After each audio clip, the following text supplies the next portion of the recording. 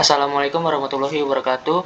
Izin memperkenalkan diri, nama saya Riko Febrian Joyusman dengan NPM 211501208. Di sini saya ingin mempresentasikan hasil dari tugas studio perancangan arsitektur 7 dengan bangunan Youth Center. Untuk dosen pengampunya yaitu Pak Hizbullah Sesunan STMSC dan juga Bu Suci Lestari STM Ars. Yang pertama-tama akan menjelaskan tentang pendahuluan, latar belakang terhadap Kota Bandar Lampung. Jadi, Kota Bandar Lampung sebagai salah satu kota terbesar yang ada di Pulau Sumatera, mengalami pertumbuhan penduduk yang pesat serta perkembangan urbanisasi yang dinamis, seiring dengan meningkatnya populasi, terutama terhadap kalangan muda, kebutuhan akan fasilitas yang dapat mengakomodasi kegiatan seperti kegiatan kreatif, edukatif, dan juga rekreatif menjadi semakin mendesak. Wai Halim salah satu kawasan yang strategis di Bandar Lampung dengan menunjukkan potensi besar sebagai pusat kegiatan sosial dan juga budaya bagi generasi muda. Selanjutnya ada data kawasan. Jadi data kawasannya itu seperti lingkungan. Jadi lingkungannya berada di kawasan pendidikan dan juga kawasan anak muda. Lalu budayanya seperti budaya penduduk setempat mayoritas Jawa dan juga Lampung. Lalu sosial, kebiasaan masyarakat setempat yaitu yang suka berkumpul dan juga berbelanja. Lalu mata pencahariannya bekerja sebagai karyawan komersil, guru dan juga berdagang. Lalu produk lokalnya seperti merchandise yang menggambarkan identitas lokal. Selanjutnya ada identifikasi masalah. Identifikasi masalah dibagi menjadi dua, yaitu ada isu kawasan dan juga isu kegiatan. Untuk isu kawasannya sendiri saya rangkum yaitu yang pertama kurangnya bangunan yang menyalurkan kreativitas anak muda, lalu minimnya ruang terbuka hijau pada kota, lalu rendahnya minat baca dan juga literasi di kalangan anak-anak, kurangnya tempat penyediaan tampil minat dan bakat, terutama pada remaja, seniman maupun musisi, lalu tidak memadainya ruang untuk penyalur kegiatan, seperti kegiatan olahraga, terutama di bidang basket. Lalu selanjutnya ada isu kegiatan. Isu kegiatan yang ada di Kota Bandar Lampung dapat dibagi menjadi 4 kategori berdasarkan bidang kegiatan dan alasan mengapa menjadi urgensi untuk dibangunnya youth center pada tempat yang dipilih, yaitu yang pertama ada sosial. Jadi kegiatan seperti komunitas, area belajar, tempat berkumpul, kreativitas seni, urgensinya karena minimnya tempat area kerja dan juga tidak adanya fasilitas yang mendukung kegiatan seperti studio foto, studio seni, dan juga lain-lain. Lalu entertaining seperti kegiatan fashion show, film, festival musik, dan juga pameran seni. Urgensinya karena pada Kota Bandar Lampung hanya memiliki satu teater yang berada di Taman Budaya untuk menampilkan sebuah karya. Lalu ada olahraga, kegiatan seperti olahraga jogging dan juga basket. Urgensinya karena hanya memiliki satu gor basket indoor yang berada di Unila, dan juga gor di Saburai sudah dibongkar karena sedang dibangunnya sebuah masjid. Lalu ekonomi, kegiatan seperti komersil, kafetaria, bazar area, urgensinya dapat memberikan kesempatan bagi usaha seperti UMKM untuk berjualan dan juga memperluas jangkauan pasar mereka. Selanjutnya, konsep rancangan. Jadi bangunan yang akan dirancang adalah bangunan youth center yang berada di kawasan Wai Halim, Kota Bandar Lampung. Pada konsep rancangan kali ini menggunakan metode penjelasan 5W1H, yaitu what, apa itu youth center. Jadi youth center adalah tempat untuk menyediakan ruang kegiatan sosial, edukasi, dan juga rekreasi bagi anak muda. Biasanya mencakup fasilitas seperti olahraga, pelatihan kegiatan keterampilan, serta ke tempatnya berkumpul. Lalu why, mengapa youth center ini penting? Karena pemuda adalah elemen penting dalam pembangunan suatu daerah. Dengan memberikan ruang yang memadai dan juga terintegrasi, mereka dapat mengembangkan potensi di berbagai bidang, baik secara intelektual, seni, maupun olahraga di Kota Bandar Lampung. Lalu who, siapa sasaran pengguna youth center? Jadi target penggunanya adalah generasi muda berusia 15-30 tahun. Lalu ada where, lokasi pembangunan youth center. Lokasinya di pusat keramaian, yaitu Wai Halim, Kota Bandar Lampung. Lalu selanjutnya ada when, kapan jadwal kegiatan youth center? Bangunan youth center akan dijadwalkan dibuka saat jam kerja dan juga setiap hari dari pukul 9 sampai 5 sore. Lalu selanjutnya ada how, bagaimana konsep perancangan yang akan dilakukan. Jadi konsep rancangan yang akan dilakukan menggunakan arsitektur biopilik dengan fasilitas modern yang disediakan untuk menciptakan lingkungan yang nyaman dan juga inspiratif. Lalu selanjutnya ada tujuan dan fungsi. Untuk tujuannya meningkatkan minat baca, mengasah skill kreativitas, dan juga mendukung kegiatan olahraga seperti basket. Lalu untuk fungsinya seperti bangunan sosial, entertaining, olahraga, dan juga ekonomi. Untuk sosial, bangunan ini berfungsi sebagai kegiatan sosial dengan fasilitas yang akan dihadirkan, yaitu ada coworking space, perpustakaan, studio foto, studio seni, area bermain, dan juga ruang meeting. Lalu selanjutnya ada entertaining. Kegiatan ini biasanya melibatkan pertunjukan seni secara budaya dan juga berbagai bentuk ekspresi kreatif yang bertujuan untuk menyenangkan dan juga menginspirasi audiens. Macam-macam fasilitasnya seperti teater film, teater musik, teater fashion, amphitheater, dan juga exhibition hall. Lalu selanjutnya ada olahraga. Jadi merancang sebuah GOR untuk olahraga terutama di cabang basket yang target utamanya adalah pasar anak sekolah atau remaja lainnya. Pada kawasan Kota Bandar Lampung, kurangnya ruang untuk lapangan indoor, khususnya olahraga di bidang basket, yang memiliki kapasitas bangku yang terbilang banyak. Selanjutnya ada ekonomi, jadi kegiatan yang biasanya melibatkan jual beli dalam bentuk kegiatan tempat nongkrong ataupun kafetaria sebagai sarana tempat berkumpulnya anak muda. Uh, Fasilitas yang akan dihadirkan adalah kafetaria, bazar area, dan juga komersil. Selanjutnya ada konsep arsitektur, menjelaskan tentang pendekatannya. Jadi pada proyek pembangunan Youth Center menggunakan konsep pendekatan arsitektur biofilik atau biofilia, cinta alam. Desain ini merupakan pendekatan yang bertujuan untuk menciptakan koneksi antara manusia dan juga alam melalui rancangan bangunan dan juga lanskap modernnya. Untuk implementasinya diharapkan dia dapat secara alami, lalu koneksi alamnya, explore, dan juga kombinasi. Lalu di atasnya ada prinsip biofilik. Jadi prinsip biofilik dibagi menjadi 3 lingkup, yaitu ada nature in the space, nature analog, dan juga nature of the space. Lalu di bawahnya ada latar belakang. Jadi desain biofilik dapat mengurangi stres, meningkatkan kreativitas, dan juga kejernihan berpikir, serta memperbaiki kesejahteraan kita dan mempercepat penyembuhan. 14 pola desain biofilik merinci hubungan antara alam, biologi manusia, dan juga desain lingkungan binaan, sehingga kita dapat merasakan manfaat biofilia di dalam aplikasi desain. Selanjutnya ada presiden. Presidennya ada 4 bangunan, yaitu ada Winter Park Library Event Center yang berada di Florida. Lalu ada Dakar International Congress Center, yaitu Afrika Tengah. Lalu ada Taman Literasi Blok M, yaitu Jakarta Selatan. Dan juga Gor Basket CLS Surabaya. Untuk presiden sendiri saya mengambil 3 inti poin, yaitu latar belakang, desain dan konsep, serta program ruang. Untuk bangunan Winter Park Library and Event Center yang berada di Florida, saya mengambil presidennya pada bagian desain dan konsepnya, terutama di bagian fasad. Lalu ada Dakar International Congress Center, yaitu Afrika Tengah. Saya mengambil presidennya pada bagian program ruang. Lalu selanjutnya ada Taman Literasi Blok M atau Jakarta Selatan. Saya mengambil presidennya pada bagian lanskap. Lalu untuk selanjutnya ada Gor Basket CLS Surabaya.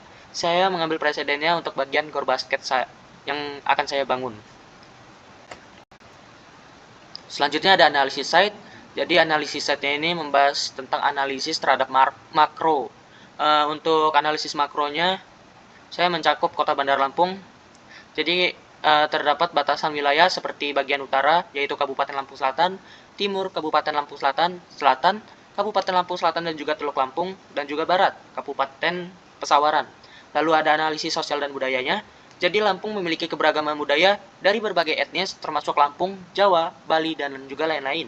Sosial ini juga dapat memanfaatkan Youth Center sebagai pusat kolaborasi budaya dan juga seni melalui pameran, musik, dan juga lokal karya. Lalu ada analisis faktor ekonomi. Daerah ini memiliki potensi besar di sektor perkebunan dengan komoditas utamanya seperti cengkih, kakao, kopi, robusta, dan juga kelapa. Sektor industri pengolahan, terutama di industri rumah tangga, yang mengelola kopi, pisang, dan juga lada, menjadi kontributor utama terhadap perekonomian lokal. Lalu ada potensi lokal daerah. Potensi lokal daerahnya mencakup dari adat budaya, aksesorisnya, kopiah Lampungnya, fauna khas, dan juga mahkota Lampungnya. Lalu terakhir ada kondisi lingkungan dan iklim. Untuk Kota Bandar Lampung memiliki iklim tropis yang lembab dengan curah hujan yang cukup tinggi, terutama pada bagian musim hujan. Oleh karena itu, desain bangunan harus memperhitungkan kebutuhan akan pengolahan air hujan, ventilasi alami, dan juga penggunaan material yang tahan terhadap kelembapan dan juga perubahan suhu. Tingkat suhu pada tiap bulan pada umumnya yaitu ada gambar yang ada di bawah ini. Selanjutnya ada analisis meso, menjelaskan tentang site-nya. Jadi lokasi site secara detail berada di Jalan Agung, Kecamatan Wehalim, Kota Bandar Lampung. Lahan ini berada di Kota Bandar Lampung pada kawasan yang strategis dan juga ramai, dengan akses tinggi ke pusat bisnis, perkantoran, dan juga perumahan. Lokasi ideal untuk ruang publik yang dapat menarik beragam pengunjung. Selanjutnya ada wilayah sekitar site. Untuk administrasi kecamatan pada W Halim, di bagian utaranya adalah Kecamatan Sukarame, di bagian timur adalah Kecamatan W Halim Permai, di bagian barat adalah Kecamatan Teluk Betung Utara, dan juga di bagian selatan adalah Kecamatan Teluk Betung Selatan. Untuk kondisi demografisnya, jadi terdapat sebuah tabel demografis yang menunjukkan data jumlah penduduk yang telah diakumulasi oleh pemerintah pusat dari tahun 2001, 2021 hingga 2024. Di sebelah kanannya ada isu kawasan. Jadi isu kawasan pada proyek Youth Center di W Halim melibatkan beberapa aspek utama, seperti kepadatan penduduk dan aktivitas yang tinggi, aksesibilitas dan transportasinya yang masih terbilang cukup kurang, lalu ada kualitas hidupnya yang rendah, lalu minimnya ruang terbuka hijau dan juga publik, kurangnya lahan parkir di sepanjang jalan, dan juga populasi kebisingan lalu lintas pada saat jam tertentu. Lalu di pojok kanannya ada kebijakan regulasi. Jadi kebijakan regulasi ini dibagi menjadi 5, yaitu ada garis sepadan bangunan atau GSB, koefisiensi dasar hijau atau KDH, koefisiensi dasar bangunan atau KDB, garis sepadan pagar atau GSP, dan juga koefisien lantai bangunan atau KLB. Untuk kebijakan dan regulasi saya mengambil di kota aturan pemerintahan W Halim. Lalu ada analisis SWOT-nya. S atau strike, lokasinya strategis dengan aksesibilitasnya tinggi, daya tarik untuk kegiatan seni dan juga budaya, lalu ada ruang terbuka hijau untuk meningkatkan kualitas lingkungan, dan juga fasilitas menjadi lengkap seperti kafe, galeri, ruang kerja, gor, olahraga, dan lain-lain.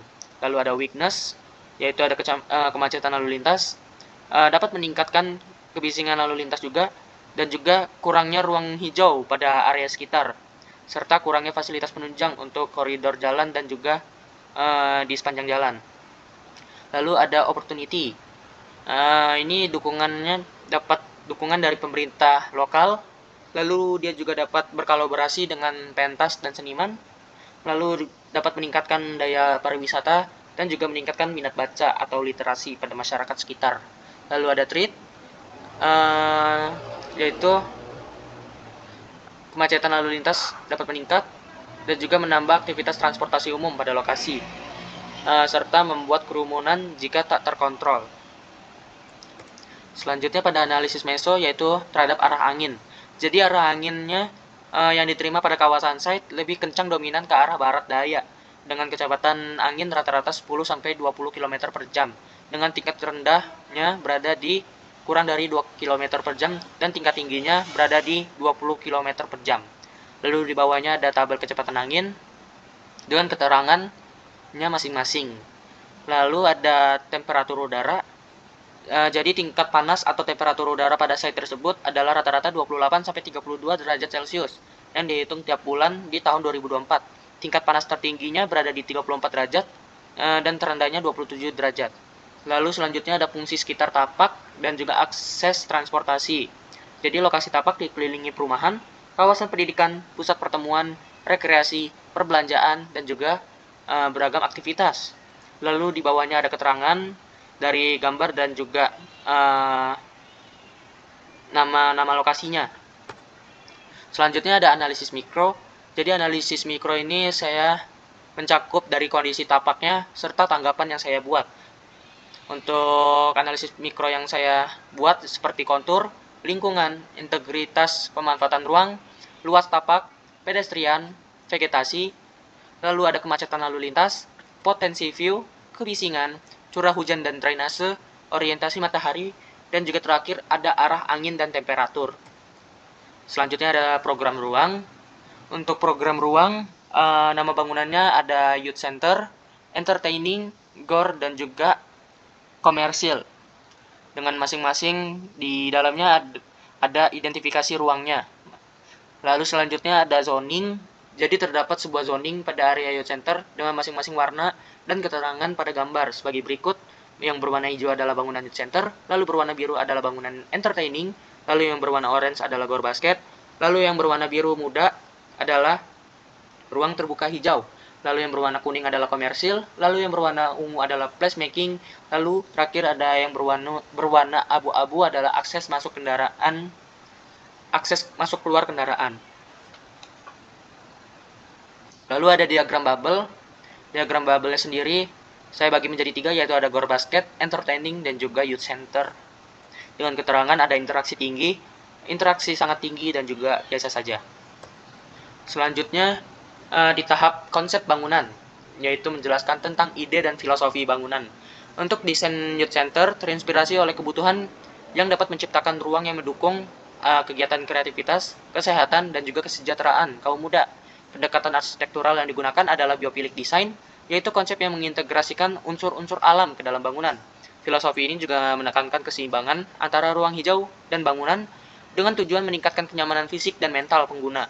Dengan memadukan elemen seperti cahaya alami, ventilasi alami, serta area hijau terbuka, desain ini mendorong terciptanya lingkungan yang lebih sehat dan juga harmonis, baik secara visual maupun emosional bagi para pengunjung. Untuk material bangunannya, yaitu kayu dan bambu. Jadi kayu alami dan bambu ini sering digunakan karena memberikan kesan yang hangat, alami, dan juga ramah lingkungan. Lalu ada batu alam dan juga beton expose. Jadi batu alam ini dapat menambah elemen tekstur yang organik dan terlihat kokoh, sementara beton expose memberikan tampilan modern. Lalu selanjutnya ada kaca transparan. Jadi dia dapat memungkinkan cahaya alami masuk dan juga memberi pandangan langsung ke area hijau atau taman di sekitar bangunan. Lalu untuk konsep sketsanya dibagi menjadi 5, yaitu ada visual alam, kehadiran air, koneksi alam, dinamik dan cahaya difusi, serta thermal dan aliran udara. Untuk visual alamnya bisa dihadirkan melalui jendela besar, dinding kaca, ataupun bukaan lainnya yang memungkinkan penghuni melihat elemen alam seperti perpohonan, taman, dan juga hutan kota. Untuk kehadiran air, prinsip ini melibatkan penggunaan elemen air seperti kolam, genangan air, air mancur, atau air sungai buatan dalam desain bangunan. Lalu ada koneksi alam, jadi mengintegrasikan koneksi alam ini melalui penghijauan yang sejalan dengan pergantian musim, pemanfaatan energi surya, ventilasi alami, atau pengolahan air hujan. Lalu ada dinamik dan juga cahaya difusi, cahaya alami yang tersebar secara merata di dalam ruangan tanpa menyebabkan bayangan tajam ataupun kontras tinggi. Cahaya ini biasanya berasal dari sumber yang terdistribusi seperti langit yang mendung ataupun melalui elemen desain yang mengindekspresikan sinar matahari langsung seperti kanopi, atap kaca, ataupun tirai. Lalu terakhir ada thermal dan juga aliran udara. Jadi thermal dalam konteks arsitektural merujuk pada kemampuan bangunan untuk mempertahankan suhu yang nyaman bagi para penghuninya. Aliran udara juga menggunakan konsep sirkulasi silang agar tidak panas pada ruangan tersebut. Lalu masih sama di konsep bangunan, menjelaskan tentang fungsi dan tata ruang bangunan. Untuk tata ruangnya diatur secara efisien agar setiap area mudah diakses dan juga mendukung alur pergerakan yang responsif. Ruang-ruang yang saling berkaitan seperti perpustakaan dan area belajar ditempatkan dekat satu sama lain untuk menciptakan integrasi yang baik. Sedangkan fasilitas yang lebih bising seperti lapangan basket ditempatkan terpisah dari ruangan yang membutuhkan ketenangan seperti studio seni dan juga perpustakaan. Tata ruang ini juga mempertimbangkan kenyamanan pengguna dengan menyediakan jalur sirkulasi yang jelas dan juga efisien, serta penggunaan cahaya yang alami dapat menciptakan lingkungan yang sehat dan juga menyenangkan bagi pengguna. Untuk tata ruang bangunannya ada 6, yaitu ada bangunan youth center, placemaking, jalur pedestrian, sky bridge, gor basket, dan terakhir ada taman dan komersil. Untuk bangunan youth center dilengkapi dengan fasilitas seperti perpustakaan, kreativitas seni, ruang kerja, bahkan sebagai sarana entertaining untuk sebuah pertunjukan. Lalu ada placemaking, digunakan sebagai jalur pedestrian pada hari biasa, tetapi bisa juga dijadikan ruang komersil atau bazar pada hari raya atau acara tertentu, serta penghubung ke area parkir yang berada di bagian belakang. Lalu ada jalur pedestrian, berfungsi sebagai sarana pejalan kaki yang berkunjung ke youth center. Kegiatan olahraga seperti jogging, antar jemput, ataupun kawasan konektivitas dalam bentuk kegiatan. Lalu ada sky bridge, jadi sebagai akses penghubung antara bangunan youth center menuju gor basket maupun sebaliknya. Tujuannya agar pengguna tidak terlalu jauh untuk berpindah ke tiap bangunan. Lalu ada gor basket, jadi gor basket indoor ini dirancang untuk sarana kegiatan latihan, olahraga, maupun event tertentu dengan kapasitas bangku yang terbilang banyak. Lalu ada taman dan komersil, jadi berfungsi sebagai ruang terbuka hijau, tempat konektivitas sosial bagi pengunjung, dan juga fasilitas untuk menyaksikan pertunjukan di amphitheater, serta terdapat kafetaria sebagai sarana tempat nongkrong anak muda. Lalu selanjutnya ada sirkulasi responsifnya. Jadi sirkulasi responsif merupakan konsep desain yang menyesuaikan pergerakan atau aliran dalam sebuah lingkungan bangunan agar sesuai dengan kondisi sekitar, baik dari segi aksesibilitas, iklim maupun keberlanjutan. Tujuannya adalah untuk menciptakan aliran yang efisien dan juga harmonis antara manusia, kendaraan, udara, air, dan juga elemen-elemen alam. Konsep ini mencakup berbagai aspek yang berinteraksi satu sama lain untuk mencapai keseimbangan antara kenyamanan, fungsionalitas, dan juga kelestarian lingkungan. Berikut adalah penjelasan terkait sirkulasi responsif berdasarkan beberapa elemen, yaitu ada akses kendaraan. Jadi pada parkiran mobil ataupun motor, untuk akses masuknya berada di belakang kiri bangunan dan juga diarahkan parkir ke belakang bangunan. Serta tempat parkiran kendaraan terdapat dua tempat, yaitu berada di luar bangunan dan juga dalam bangunan. Untuk selanjutnya ada fasad. Jadi material fasad yang akan digunakan adalah fasad bermotif berongga, berfungsi untuk melindungi paparan sinar matahari, terutama pada sore hari, dan juga tetap menghasilkan cahaya alami masuk ke dalam bangunan. Lalu ada transportasi umum. Jadi sisi baratnya itu dibuat terbuka sebagai area tunggu untuk transportasi umum seperti angkutan dan juga ojek. Lalu juga dirancang dengan tempat pemberhentian sementara para kendaraan umum yang berdatangan. Lalu ada vegetasi. Jadi bagian barat bangunan diisolasi dengan vegetasi berupa tanaman tabebuya untuk mengurangi panas matahari secara langsung dan juga memberikan pemandangan sejuk dan indah bagi pengendara maupun pengunjung. Lalu ada sirkulasi angin. Jadi bagian komersil, taman, dan juga amfiteater ini didesain dengan ventilasi silang agar tetap sejuk secara alami tanpa bantuan alat penyejuk lainnya. Lalu ada elemen air. Jadi pada panggung amfiteater, tiap pinggirnya menggunakan konsep genangan air agar paparan panas pada siang hari dapat menguap uap sejuk sehingga dapat menyejukkan area tersebut walaupun saat terik matahari secara langsung. Lalu selanjutnya ada block plan. Di sebelah kanan atasnya ada keterangan, yaitu yang nomor 1 adalah akses kendaraan masuk, nomor 2 parkiran motor, nomor 3 parkiran mobil, nomor 4 kendaraan servis, nomor 5 akses kendaraan keluar, nomor 6 akses masuk gedung youth center, nomor 7 merupakan balkon atau teras terbuka, nomor 8 amphitheater, nomor 9 pedestrian, nomor 10 placemaking, nomor 11 gor basket. Lalu yang terakhir ada set plan. Jadi di ujung kanannya ada keterangan, yaitu yang berwarna hijau adalah perpustakaan, berwarna biru gelap adalah theater entertaining, lalu yang berwarna merah adalah ruang servis, berwarna putih adalah lift, berwarna kuning adalah ruang admin dan juga informasi, berwarna orange adalah ruang toilet, berwarna ungu adalah ruang security keamanan, dan terakhir berwarna biru terang yaitu biru muda adalah area komersil. Sekian presentasi dari saya. Mohon maaf bila ada salah kata. Saya mengucapkan terima kasih banyak. Assalamualaikum warahmatullahi wabarakatuh.